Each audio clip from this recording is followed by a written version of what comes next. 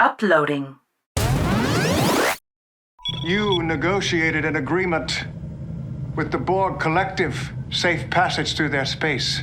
And in return, you helped them defeat one of their enemies. Species 8472. What's up, Lore Masters? This is going to be a short video with a brief discussion on Species 8472. It's something that's recently come up after a few videos I've done, so let's think of it as a primer. In 2375, the USS Voyager, under the command of Captain Catherine Janeway, allied with the Borg Collective to assist in defeating Species 8472. Janeway ordered her crew to create a bioweapon against Species 8472, and then utilized it to barter with the Collective to ensure her passage through Borg space. This weapon would work spectacularly. I'll disable your tactical systems before you get... The last time our species engaged in battle, you suffered heavy casualties. Are you willing to take that chance again? Killing dozens, if not more, of Species 8472. The sapient sentient individuals from fluidic space, fearing for their lives, went into full retreat. And it was assured that this bioweapon, created by Starfleet personnel, if it was to ever be used fully, would mean the ending of their entire race. The outer colonies were the first to fall. 23 in a matter of hours. Our sentry vessels tossed aside, no defense against the storm. And by the time they had surrounded our star system, hundreds of cubes, we had already surrendered to our own terror.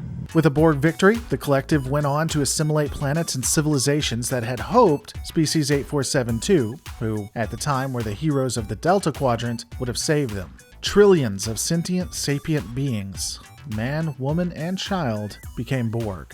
Well, those who survived. A lot didn't survive Borg invasions. And with that, I want to address one of the most overquoted scenes in this entire debate. They say our galaxy is impure. Its proximity is a threat to their genetic integrity. Tell them we have a weapon. They said your galaxy will be purged.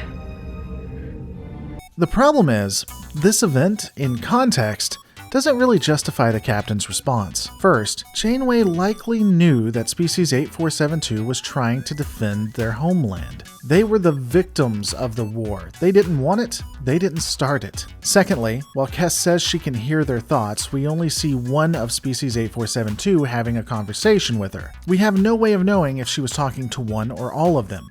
Heck, we even know that they all have their own individual opinions and talk to each other. It's not a hive mind. From the future Voyager episode In the Flesh, we know that they are distinct individuals. So the question is, was Kes talking to the President, a soldier, the Species 8472 version of a Klansman? We simply don't know. Directive 010.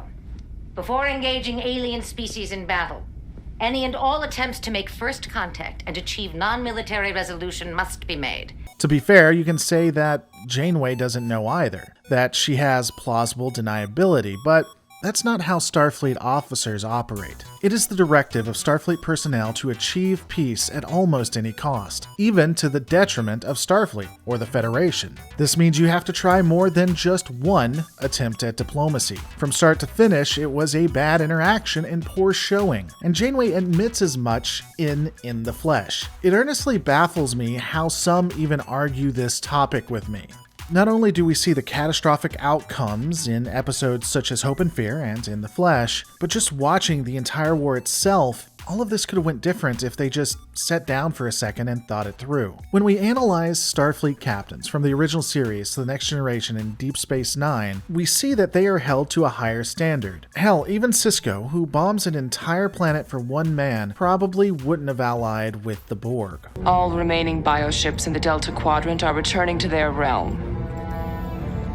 The Borg have prevailed. With a little help from us. For those who are interested and want to see me go deeply into the Species 8472 Borg War, I've included a link in the description below. I'm not going to go too much further into that, I just want to take a look at it from Species 8472's side. So as stated, We've brought up how Species 8472 is an entity that exists in fluidic space. At some point in 2375, possibly 2374, the Borg Collective finds a way of traversing their space and attempts to assimilate every last one of them. This begins the Borg Species 8472 war. What is interesting is that the war had become a regional one. We know that multiple species were not only in favor of the war, but might have been actively assisting them. When Species 8472 lost the conflict, it was not only a Borg victory, but a devastating blow to the Delta Quadrant. After this failure, Species 8472 retreats back into fluidic space.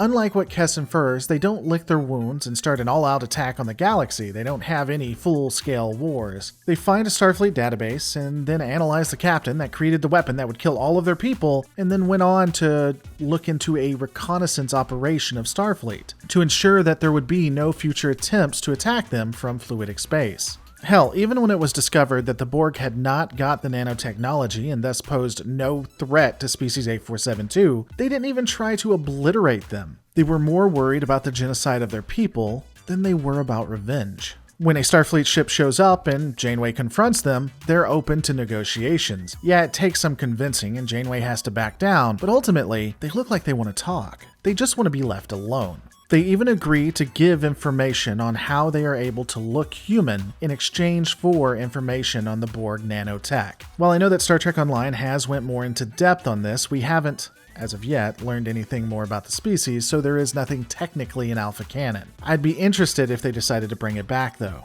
Personally, I think that Species 8472 probably went back to their own pursuits after Voyager, but I am curious what your thoughts are when everything's in context. Let me know in the comments below. Don't forget to rate, subscribe, and remember guys, all of our lives are a story. Make yours a good one. Listen, Laura Reloaded, if it wasn't for how damn good you are in bed, I wouldn't even talk to you. I just want you to know that.